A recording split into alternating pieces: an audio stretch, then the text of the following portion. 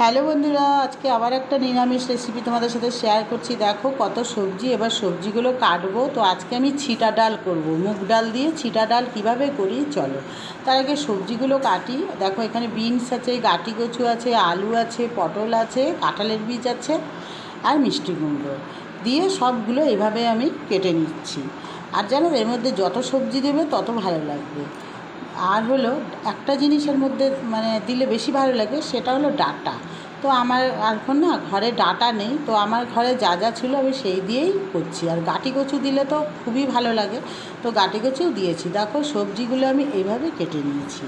তারপরে হাফ কাপের থেকে একটু কম মুগ ডাল নিয়েছি, নিয়ে শুকনো খোলায় ভালো করে কড়াইতে গরম হয়ে গেলে লাল লাল করে ভাজতে হবে। আর ছিটা ডাল করতে গেলে মুগ ডালটাই বেশি ভালো লাগে, মটর ডাল দিয়েও করতে পারো, কিন্তু মুগ ডালেই বেশি ভালো লাগে। আর মুগ ডালটা অবশ্য লাল করে ভাজতে হবে। এদিকে কড়াইতে সর্ষের তেল দিয়ে 5 ফোড়ন দেবো, গোটা শুকনো লঙ্কা আর তেজপাতা। আর এই বাইরে দেখো কত বৃষ্টি হচ্ছে আজকে, আর এমনিতেই শ্রাবণ মাস, খুব বৃষ্টি হচ্ছে। আর আমরা না শ্রাবণ মাসে নিরামিষটা খাচ্ছি, এই জন্য নিরামিষ রেসিপিটাই তোমাদের সাথে বেশি করে শেয়ার করছি।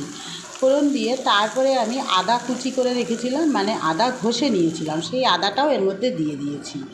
দিয়ে ভালো করে নাড়াচাড়া করে তারপরে যে সবজিগুলো ভালো করে ধুয়ে নিয়েছি, ধুয়ে এর মধ্যে দিয়ে লবণ আর একটু হলুদ দেবো, দিয়ে নাড়াচাড়া করব। একদম ইজি রান্না আর সহজ।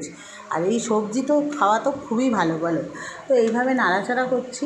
কাঁঠালের বিচি, গাঁটি কচু, বিনস, কাঁচা লঙ্কাও দিয়ে দিয়েছি 2-3টে, আর শুকনো লঙ্কা ফোড়ন দিয়েছিলাম, 5 ফোড়ন আর শুকনো লঙ্কা আর গোটা তেজপাতা ছিঁড়ে দিয়েছিলাম, আর আদা তোমরা তো দেখেইছো।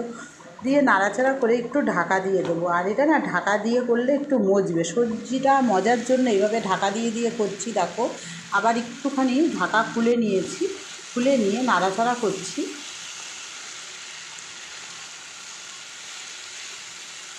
তারপরে আমি এর মধ্যে যে ডালটা ভেজে নিয়েছিলাম লাল করে, সেটাকে ভালো করে ধুয়ে নিয়েছি। কারণ মুগ ডাল হোক বা মসুর ডাল হোক, ভালো করে ধুতে হবে যে কোনো জিনিসই। ডালটা আজকাল তো সব দেখবে ধুলে সাদা বেরোয় পাউডার, তার জন্য মুগ ডাল অবশ্যই ধুতে হবে। তো ধুয়ে নিয়ে ডালটা আমি যে লাল লাল ভেজে রেখেছিলাম, সেই মুগ ডালটা আমি এর মধ্যে দিয়ে দিলাম, দিয়ে আবার নাড়াচাড়া করছি। আর এদিকে আরেকটা ওভেনে না আমি গরম জল বসিয়ে দিয়েছি, কারণ এটার মধ্যে এই যে ছিটা ডালটা করবো এতে গরম জল অবশ্যই দিতে হবে। তো দেখো এইভাবে নাড়াচাড়া করছি, সবজির সাথে ডালগুলো পুরো মিশে গেছে, জলও ফুটে গেছে। এইবার আমি গরম জলটা এর মধ্যে দিয়ে দিয়েছি। তো জলের পরিমাণটা একটু বেশিই দেবো, কারণ একটু তরকারি টাইপের হবে। তো এবার আমি লবণ হলুদ তো দেওয়াই হয়ে গেছে, ঢাকা দিয়ে দেবো। তবে চিনি দেবো এর মধ্যে, একটু মিষ্টি মিষ্টি দিলে খুবই ভালো লাগে, তো মিষ্টিটা পরে দেবো। দেখো ঢাকা দেওয়ার পরে ঢাকা খুলেও নিয়েছি, 2 মিনিটের মতন ফুটতে দিয়েছি। দেওয়ার পরে ওইভাবে দেওয়ার পরে ঢাকাটা খুলে নিয়ে তারপরে দেখো সবজি এমনিতেই সেদ্ধ হয়ে গেছে, যখন কষালাম না তখনই সবজিটা সেদ্ধ হয়ে গেছিলো।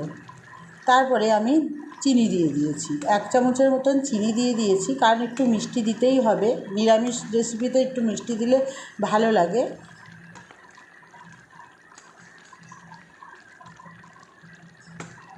তো আমার ডালটা না এইভাবে আজকে করলাম। দেখো গাঁটি কচু পুরো গলে গেছে, তো তোমাদের কেমন লাগলো অবশ্যই বলো।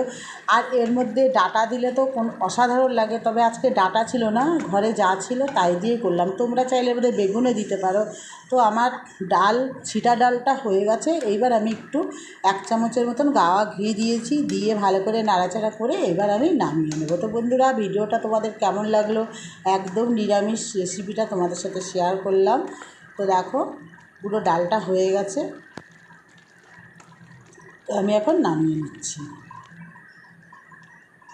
তো নামানো হয়ে গেছে, গরম গরম ভাতের সাথে অসাধারণ লাগে, এমনকি রুটির সাথেও খুব ভালো লাগে সবজি ডাল। তো দেখা হবে বন্ধুরা আবার নেক্সট ভিডিও।